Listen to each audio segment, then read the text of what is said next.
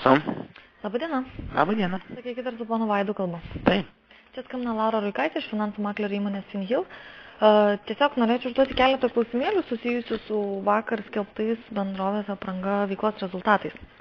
Sakykit, kaip Jūs vertinate 2008 metų gruodžio mėnesio veiklos rezultatą, nes lyginant su 2007 metais, tai buvo išlaikytas panašus lygis ir kaip Jūs, kaip įmonės finansų ir ekonomikos direktorius, galėtumėt pakomentuoti šį rezultatą?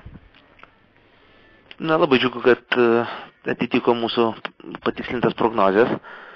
Beveik, tai yra gerai, o šiais laikais mažmenininkam nėra lengva, tai tokio rinkos situacija, tai mes įvertiname teigiamai, bet jeigu lyginant su tais pačiais praeitais metais, tai nėra labai gerai. Dabar lyginant bendram kontekste visų trijų Baltijos šalių, Lietuva pakankamai gerais rezultatais išsiskiria. Kas, sakykit, ar bendra ekonominė padėtis trijų šalių, lyginant pagal silpnumą, tai gali įtakoti ar kažkokie kitokie? Na, turbūt yra dvi pagrindinės priežastys, tai vis dėlto ir ekonomikos ciklai, ir ekonomikos padėtis visose trijose šalyse yra šiek tiek skirtingos. Tai Lietuvoje turbūt jinai yra geriausia, Estijai turbūt sparčiausia taisosi, o Latvijai turbūt krizė pasireiškia giliausiai. O kita priežastis turbūt yra tai, kad Lietuvoje vis dėlto mes turim stipriausias pozicijas rinkoje ir didesnė galbūt manevro laisvę ir mes bandom atsispirti neigiamam rinkos tendencijam. Ir šias pozicijas, kaip manote, ar Lietuvoje ateityje įmonė planuoja toliau stiprinti, arba galbūt daugiau tų pozicijų į tą stiprinimą mesti ir į Latviją ar Estiją, kad padėti joms, kaip sakyti, pakilti šiek tiek iš to tokios neigiamo konteksto? Tam ilgalaikiuose planuose mes jau esam skelbę, kad mes labai norėtumėm, kad Lietuva, aišku, išlaikys dominuojančią padėtį pajamų uždirbime, bet užsienio pajamų dalis turėtų maždaug susilyginti su Lietuvoje generuojamais pardavimais.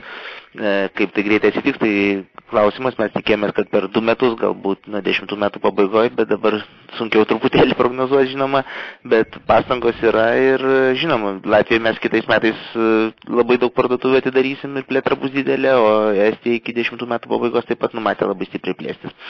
Jeigu paskaitytumėte, mūsų buvo pranešimai generalinio direktorius šiek tiek, gal pusmetį atgal, tai tie veiklos planai dėl parduotuvių atidarimo tinklo plėtros, jie iš principo yra beveik nepakitę, mes šiek tiek apkarpėm, bet strategija vis dėlto pasikeitė, gal jinai tęsis laikė šiek tiek ilgiau, bet mes plėsimės be abejonės ir Latvijai ir Estijai.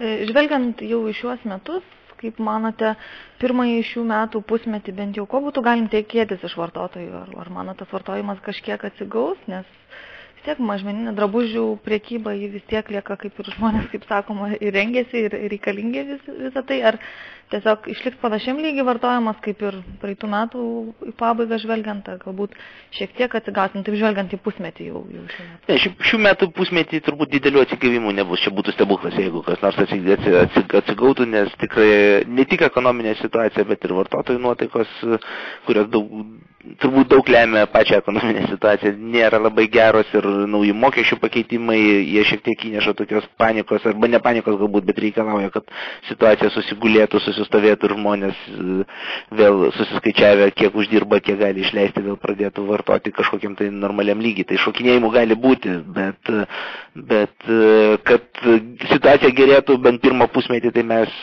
nesitikim, tai maždaug taip. Atsakymas jūsų klausimas skambėtų. Aišku.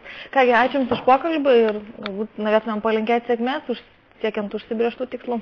Ačiū, sėkmės ir Jums. Viso geriausio. Tiesa.